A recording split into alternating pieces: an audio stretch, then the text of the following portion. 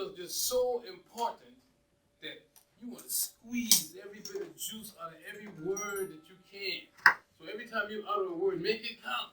Make it work.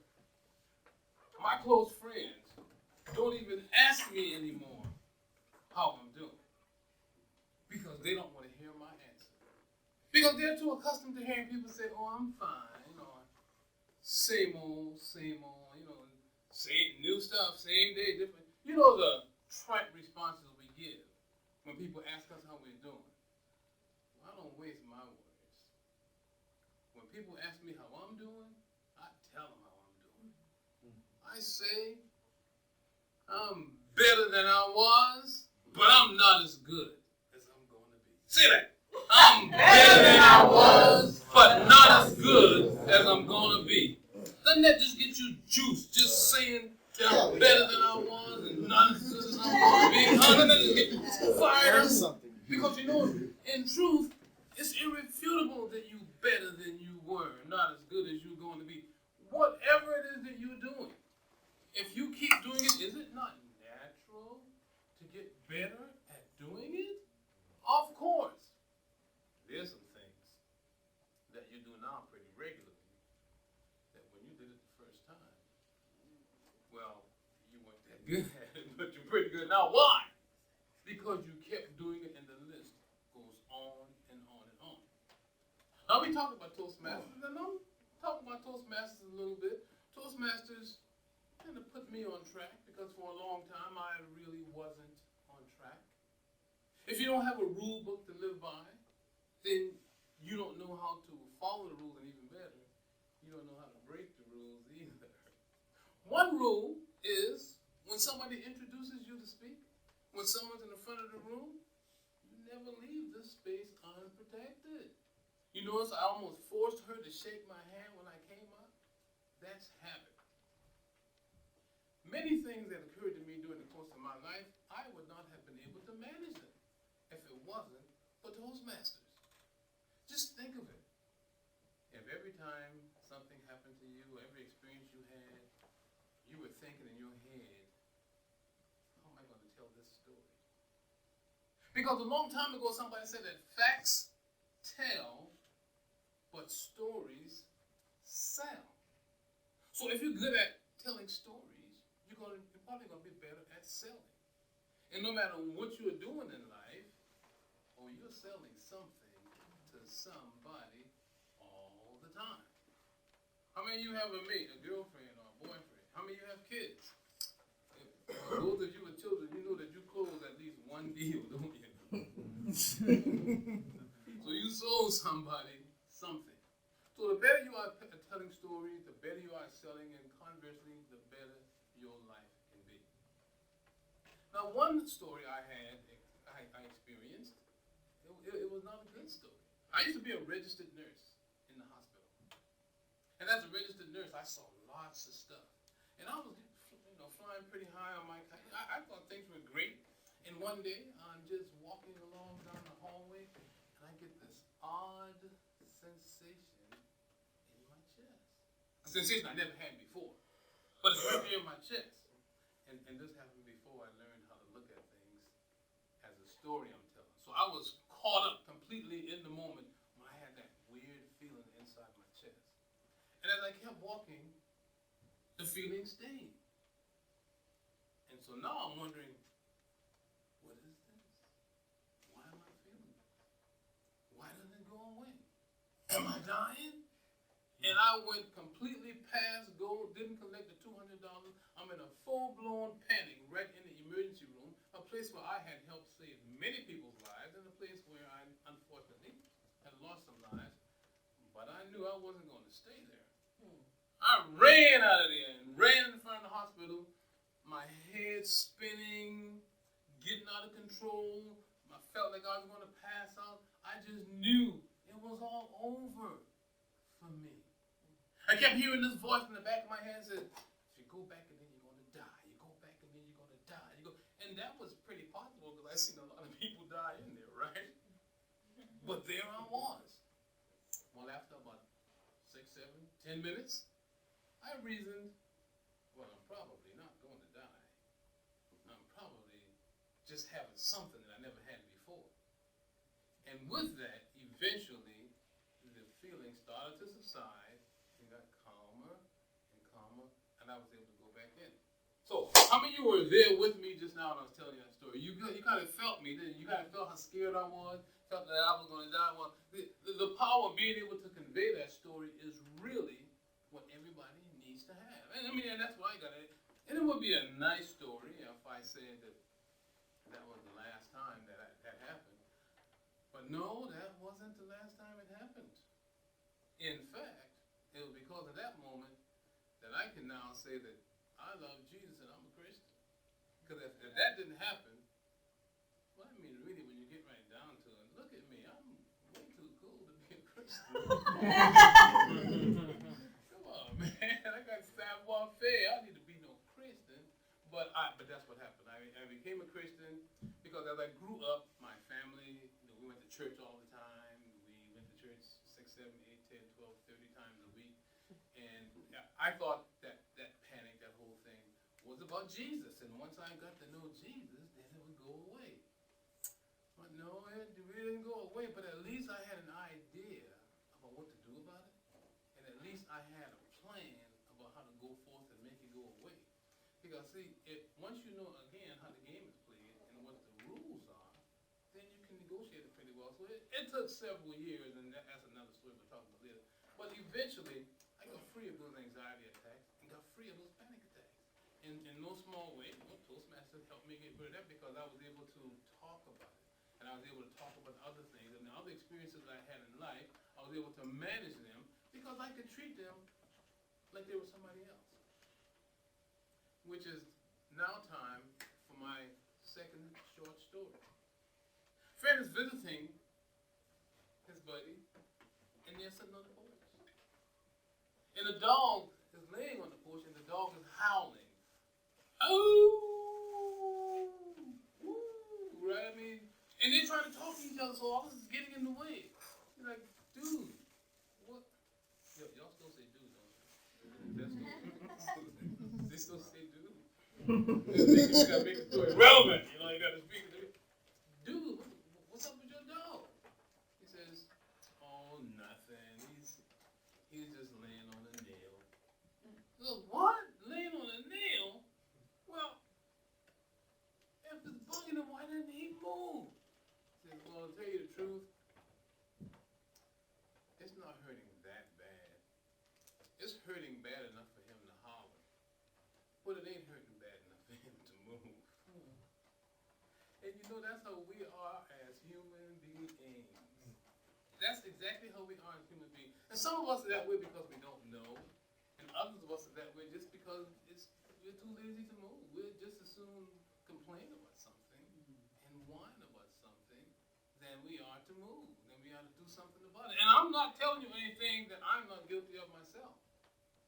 Point in fact, I've been married 4 times.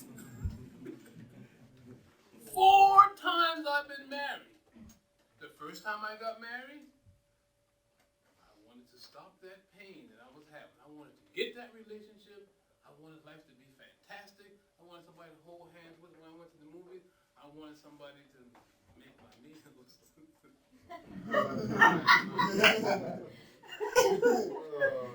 So I got married, right?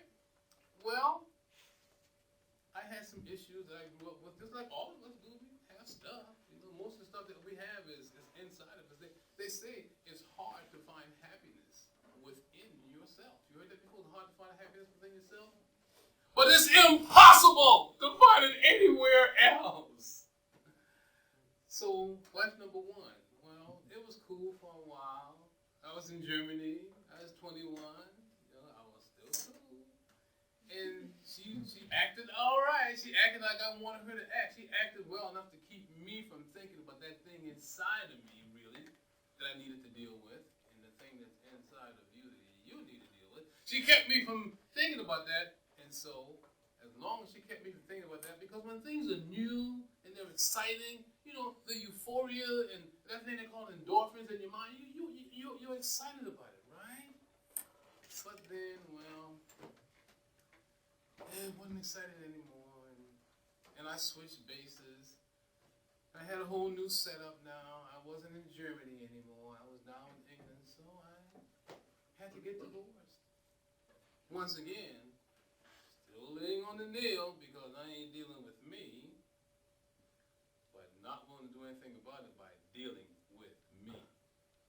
Find me another wife, another woman, somebody else to do all those things for me that I didn't want to do for myself. Somebody else to keep me thinking about something other than the fact that I was kind of messed up. I needed some help. I needed some things to happen, right? And I told you about the panic attacks. So it was years before the real big thing occurred when those panic attacks, when the meltdown occurred. So the first time, it took her 5 years before we parted ways, before we got divorced. So the second time, I had a better feel for things. You know, I could choose them better. I could pick the better woman. I could pick up the deficit where I thought it was, right? So with her, we lasted 6 months. It only took her 6 months to get boring, to stop me from feeling euphoric, to stop all those things that was going on in my life. And it really, and eventually I got married full time, but still, I spent a lot of my life laying on that nail. And, you know, don't feel bad about yourself because you're still laying on the nail, because most people lay on the nail. I'm fortunate in that I was able to move off the nail at the age of 60. Because some people are still on that nail when they're 80, 90 years old on their deathbed. So, the mission of a Toastmasters Club, this is important. If you were taking notes, and I don't take notes either, especially with video, you just watch it again. With audio, you just listen to it again. Writing? Nah. Okay. So the mission of the Toastmasters Club is to provide a mutually supportive and a positive learning environment where every member is given the opportunity to develop communication and leadership skills, which in turn fosters self-confidence and personal growth. Now, who doesn't want self-confidence and personal growth? Well, we all do. Some of us have it, but we can always use more. So let's talk about self-confidence and personal growth. You know, when I was a boy, all the things I'm telling you about, I didn't have any self-confidence until recently in my life. And when I was a boy, my father was trying to help me develop self-confidence because my daddy was a good man, and I cry every Father's Day because my daddy is a man, period. He was trying to show me how to develop self-confidence, but he was doing it in an odd way. When he worked on his car, he wanted me to be there watching him. He wanted me to pass him tools. He's trying to expose me to what a man does, how a man accomplishes things, how a man's able to fix car. That's what he was trying to show me. But I wasn't interested in that stuff. Man, even to this day, you have to hold a gun on me to get me to hold a wrench, because I ain't in the wrench, and I ain't no fix-it man either. I ain't talking to the story. Speaking of story, like this guy walks into, he's sitting down, he's in the marriage counselor's room, and the marriage counselor is saying to him, "Well, sir, why are you here today?" He says, "Well, my wife says that I don't pay enough attention to her. She says that I don't help around the house." And he kept going along this list of the things that his wife was disappointed with. And the counselor says, "I'm not here to find out what your wife wants. I want to know what you want." We should go to, can I tell her you said that? Because he didn't really want to be there. The point is, wives and spouses is one of those places that help us grow. Because every man in here ought to recognize that if you're in a relationship or you live with a woman, sooner or later, and women, you know you've done this, so just own up to it, right? Sooner or later, this posture occurs. Now, it kind of looks like this. Maybe it doesn't sound like this. Maybe it's not the same words, but it's just attitude, right? The man is sitting down minding his own business. Like for me, I'm at the computer. You might be watching TV or something. And the woman comes in, something similar to like,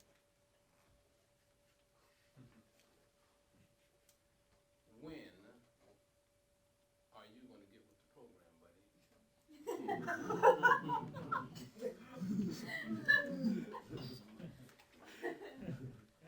First of all, most of us guys don't even know that there is a program, right?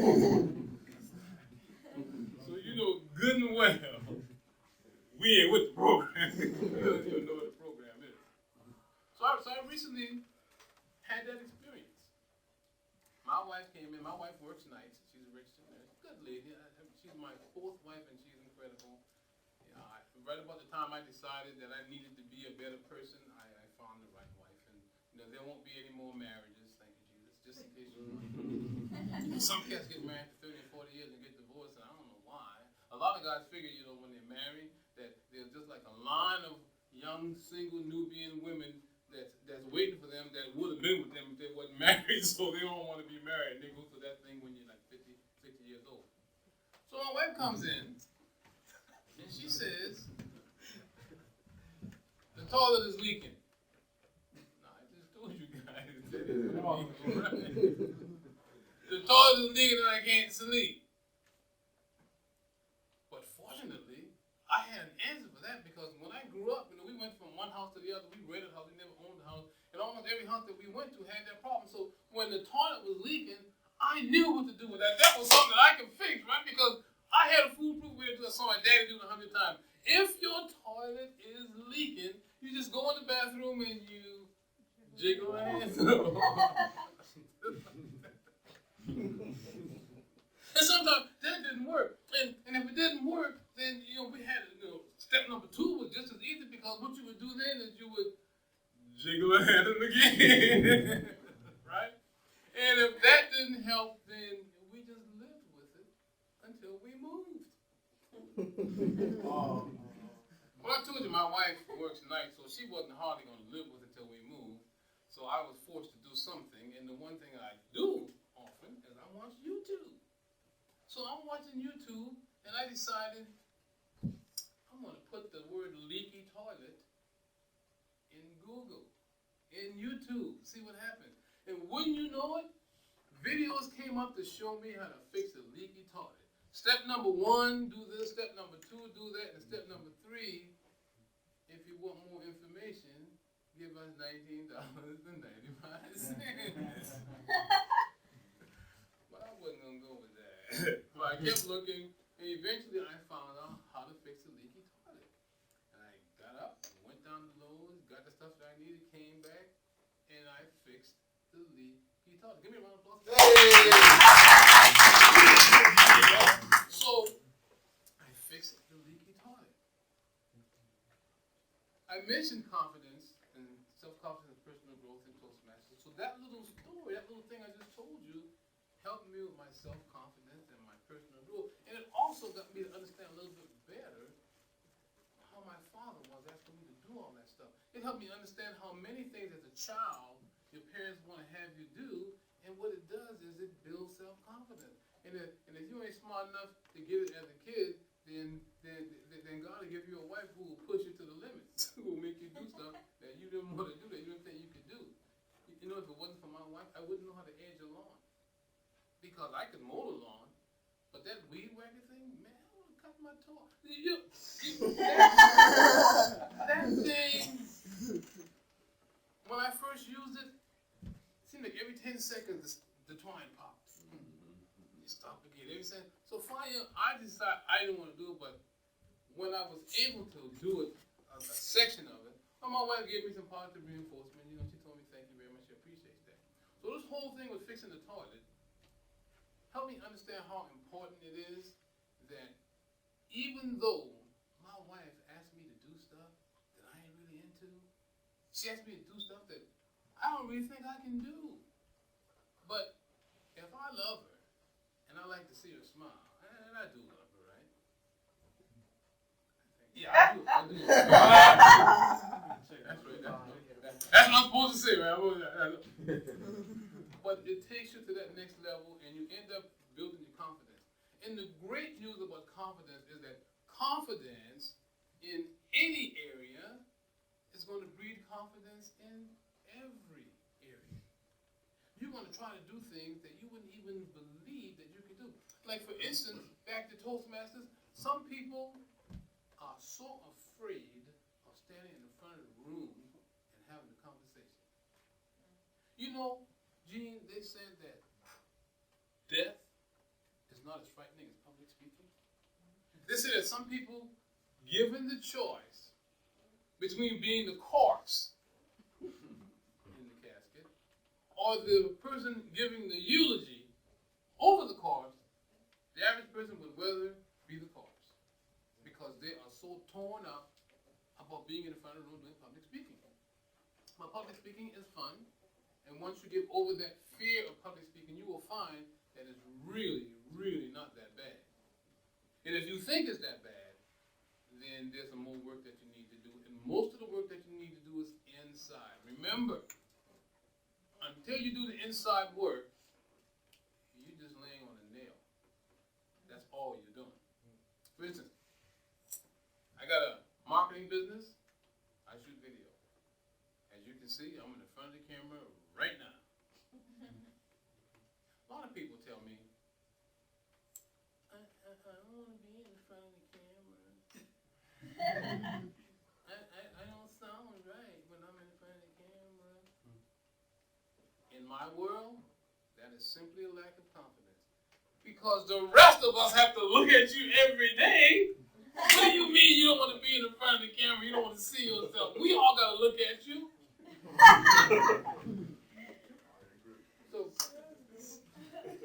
So I had that. I dealt with that for a little bit. I dealt with being uncomfortable in front of the camera. I didn't think that my voice sounded like my voice. I thought my voice sounded weird, sounded crazy. And those of you in the room can tell me right now, no, your voice is lick, man.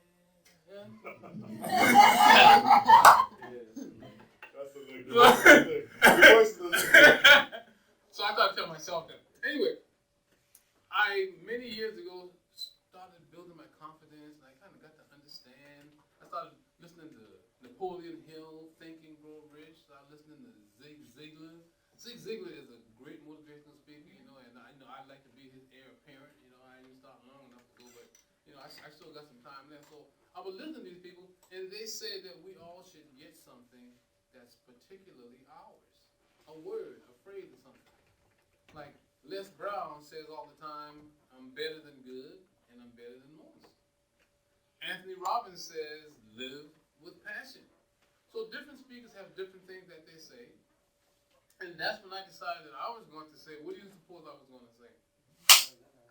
Better than I was, and not as good as I'm going to be. See, I have this dream, I have this vision, where there are thousands of people in the audience. The name Victor Irving Jenkins is so ubiquitous that means widespread. The word Victor Irving Jenkins is so way out there, and everybody has heard this so often that I come up on the stage, I'm introduced, and I say in the mic, how's everybody doing? And all the thousands of people roar back, right? Better than I was, but not as good as I'm supposed to be. And me, well, I just get all sorts of stimulating goosebumps, and I'm just all excited. Well, see, that's my dream. Anyway, so we were talking about confidence. It really takes a skill, right? That when you're in the front of the room and you forget where you are, you have to be pretty good. Because you have to recover where you are before anybody in the audience knows that you forgot where you were. Well, I'm not saying that I did that. I'm not saying that at all. We were talking about Toastmasters. I was talking about something. I gotta have to play back the video to see what it was. But it doesn't matter because there's lots of things that I can tell you about Toastmasters that's helped me. Why don't we talk a little bit about the structure of a Toastmasters meeting? A Toastmasters meeting has several different components. They have prepared speeches. That's where you know that you're going to give a talk. And you've practiced it, and you've written it down, and you deliver it. The other kind of speech is the evaluation speeches. In Toastmasters, every speech gets evaluated. Every one. The evaluation is shorter than the speech itself. And the other kind of speech is the impromptu speech. And the impromptu speech is where someone asks you a question, gives you a topic that you don't know that they're going to ask you or give you, and you have to come up with a 2-minute response with a beginning, a middle, and an end that makes sense. Now, which of the three do you think that we deal with most often? Impromptu, right? Like, the most famous impromptu speech I know of is only a few words long, and you might have heard about it too. It's called, "Where's your homework? The dog ate my homework." That's in my era, dogs eating your homework was a pretty big deal. And I mean, really, if the dog did eat your homework, wouldn't that be terrible? You couldn't prove that you did your homework. I mean, he ate it. So there are roles in a Toastmasters meeting that hone your skill. One role is called the grammarian. Now, the grammarian is the person that notices the words that you use. Like a moment ago I said ubiquitous. The grammarian would notice it, and at the end of the meeting, he'd give a report on words that they heard, words that was pretty special. And then they have a word of the day. Every Toastmasters meeting have a word of the day, so every week you'll learn a new word. Another role that they have in the Toastmasters meeting is the R Master. What do you think the R Master does? The R Master counts the number of times you say R in a speech. You know what I mean? You're talking to people with every few words, you know what I mean? Man, I went out last night, you know what I mean? And you know what I'm saying? Those are useless words. And in professional conversation, there's really no useful words. So that's part of what the Toastmaster role is. Another role that Toastmasters have is the timer.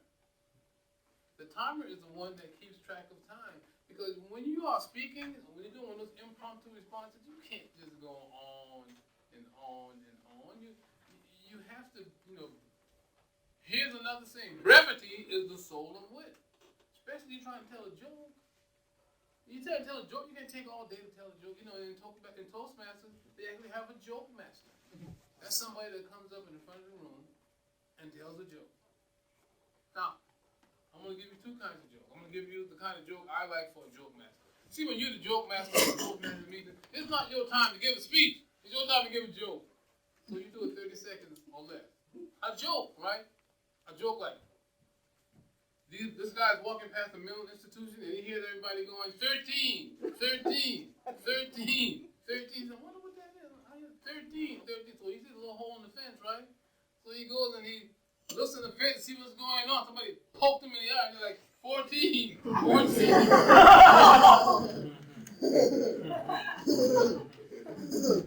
You heard that.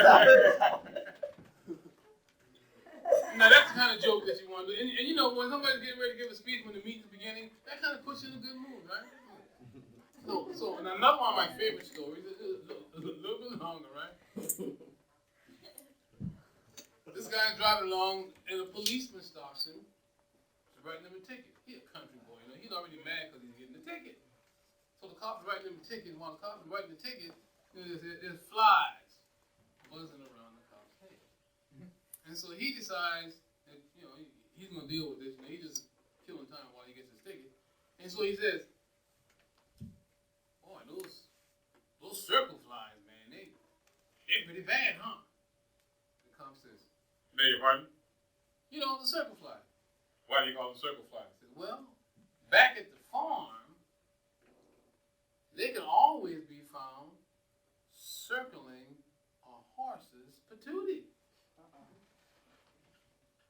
to call me a horse's butt. No, no, sir. No. I wouldn't call you a horse's butt. But it sure is hard to fool them flies.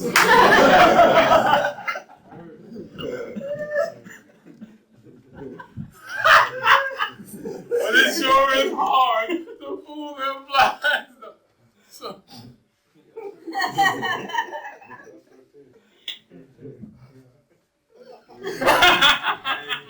This guy's following it. So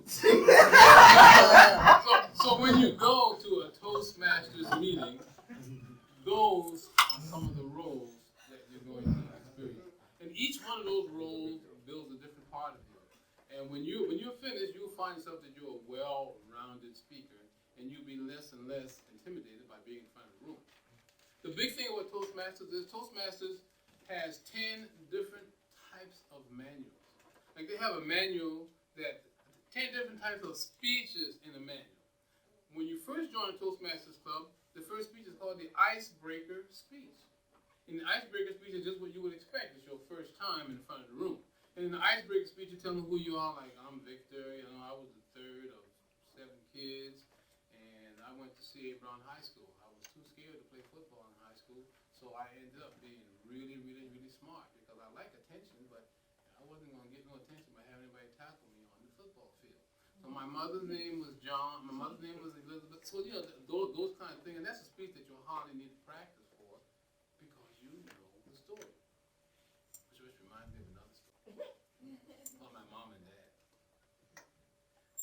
Anybody here familiar with the term shooting the dozens? Well, we used to cap on people and play the dozens all the time, right? So one of the ways that you do that is you have to know the person's parent's name so you can get effect. Guy told me once, trying to make me mad. Oh, by the way, I didn't play football and I didn't do no fighting either. I was too scared of that. My big brother would fight their big brother and everybody would be happy, right? That's how that went.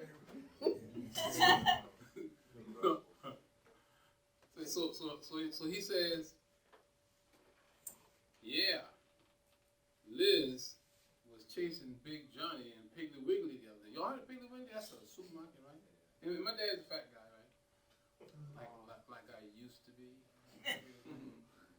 So, Liz was chasing Big Johnny around Piggly Wiggly, and Big Johnny was moving too, man. He was strutting, and he was getting it all going, and boy, he was running, and he was almost about to make it out the door, but he wasn't moving too fast, and he couldn't pick up a can of pork and beans on the way out the store.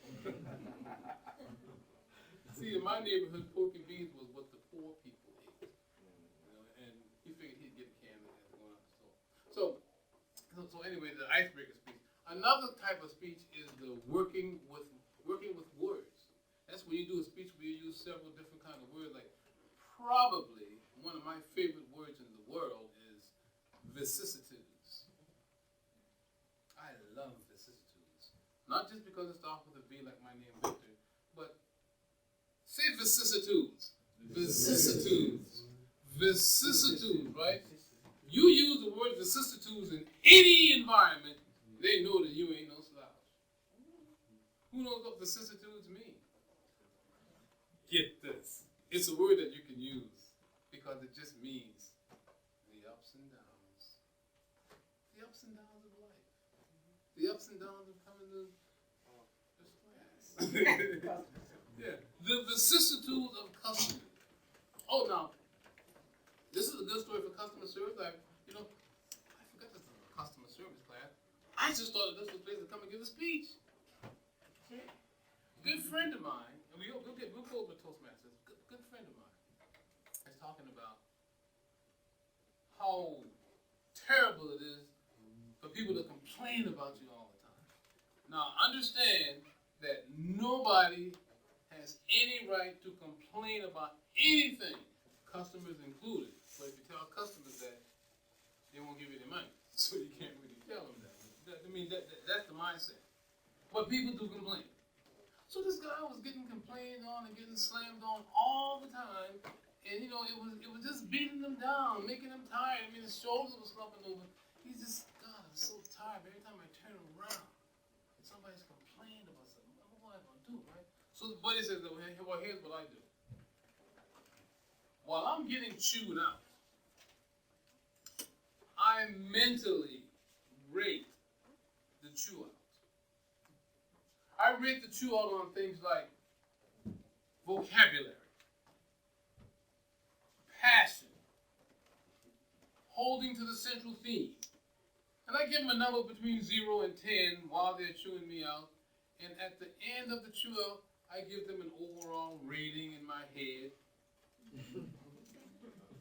And I say the only thing you can say after you got chewed out. See, when you get chewed out, you don't want to make any excuses, but you got to say something. And you don't want to tell them, shut up, right? You got to say something.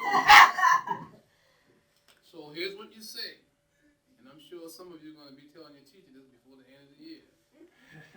Because it's good if you mean it, but it's more important to say it, because you will mean it eventually. And you know, I'm terribly sorry.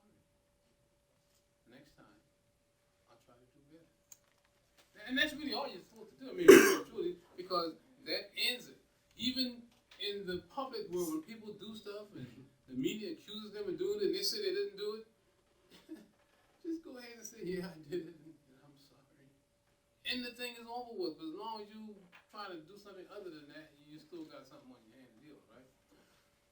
So he started practicing that, and he was getting chewed up one day to beat the band. I mean, the guy was giving it to him, and in his head, you know, he's rating this guy like 9, 10, 9, okay, 10. I mean, this profanity, 10. I mean, the guy wasn't using profanity, he was expressing himself, he was really chewing him up, really giving him the highest mark that he had ever had, right? And by the time he finished in his mind, he's like, man, that was good. He goes, man, you know, that is the best chewing out that I ever got in my life. So the guy that's chewing him out is, well, of course, he had to laugh. He broke the ice. He made it a lot better than what it could have been, because the both of them started laughing, and he didn't say what he was supposed to say, but he also learned that that way of chewing people out, it works. It really does. So you might want to use that, because all this stuff that I learned as a result of being a Toastmaster, it's pointing me in that direction. Personal growth and self-confidence. In our society, a lot of people frown on any displays of self-confidence. A lot of people, even in social media, no matter how great you are, you got to get a friend to say how great you are, because nobody really wants to hear you toot your own horn. But you got to toot your own horn. You have to do it with a little bit of class.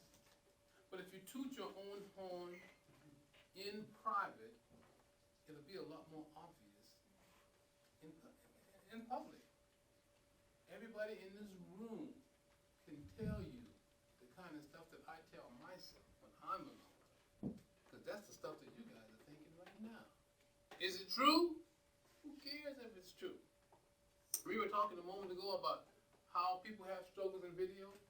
When you have trouble sitting in front of the camera listening to yourself, it results from the age-old malady, the lack of self-love. Because once you love yourself, you can think of nothing you want to do more than to share that love with somebody else. And I'm not talking about the sort of thing where you are hooking on to somebody else because of how they make you feel, like you letting them be your source, that as long as you got this person, then you're okay. I'm talking about the honest-to-goodness, bona fide self-love. If you have difficulty tooting your own horn, if you have trouble standing in front of cameras, then you, just like many other people, we need to learn how to love ourselves. I know that nobody looks at me and goes, boy, Victor would be okay if his nose wasn't so big. I know nobody looks at me and goes, man, he's a fat guy, man, I'm not going to like him. So anytime those kind of thoughts come up, it's not because of anything anybody else is thinking, it's because of what you are thinking. Case in point. You know how I got comfortable being in front of the camera? I bought a little silver counter, a lap counter. Anyone know what that is? It's a little small thing and you push a button and it counts. You know what I'm talking about? I bought one of those. And while I was at home on a daily basis, every day for more than 6 months, I would count and I would say,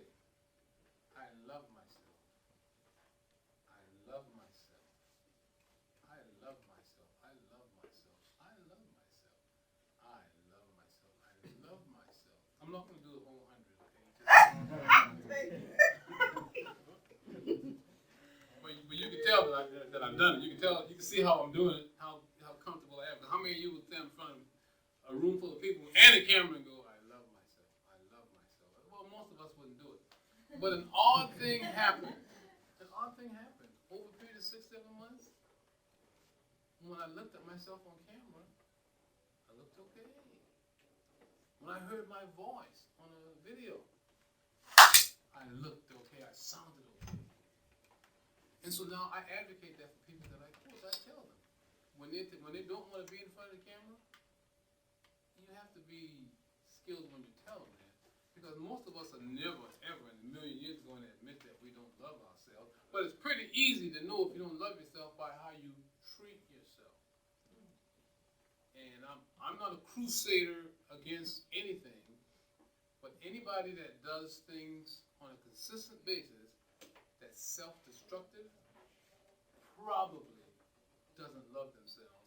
And the list of things that are self-destructive goes on and on and on. And you know what your particular thing is. For me, it was eating 4 or 5 hamburgers. That was pretty self-destructive. And so I had to stop doing that. Also, getting angry for me, that was self-destructive. So I had to quit doing that. And I'm telling you, an organization like Toastmasters are developing habits like what you developed in Toastmasters. Its possibilities are endless as far as your life goes. You grow personally because when something is happening to you, instead of you having the experience, you're telling a story.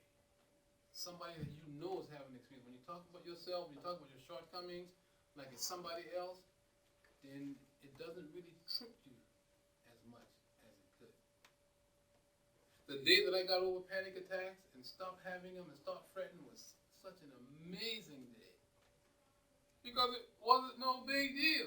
I was just kind of walking around one day and, hey, Victor, this is supposed to be fun. And it was that simple. But I think of all the challenges and all the experience I had with those panic attacks, getting on the elevator, if the elevator door took 2 seconds longer to open than what it was supposed to, I was scratching that door, trying to pull it open to get out of the elevator. When I got on an airplane, which I never really wanted to do, it was my wife that made me get on those airplanes. And when they close the airplane door, you get on the plane here and go, whoop. When that happened, oh man, my knuckles are white and my eyes are popping out. But see, all those things are behind me now, and in no small way, Toastmasters was a big help. Toastmasters is an organization that's been around for 87 years, and it'll be around for another 87 years.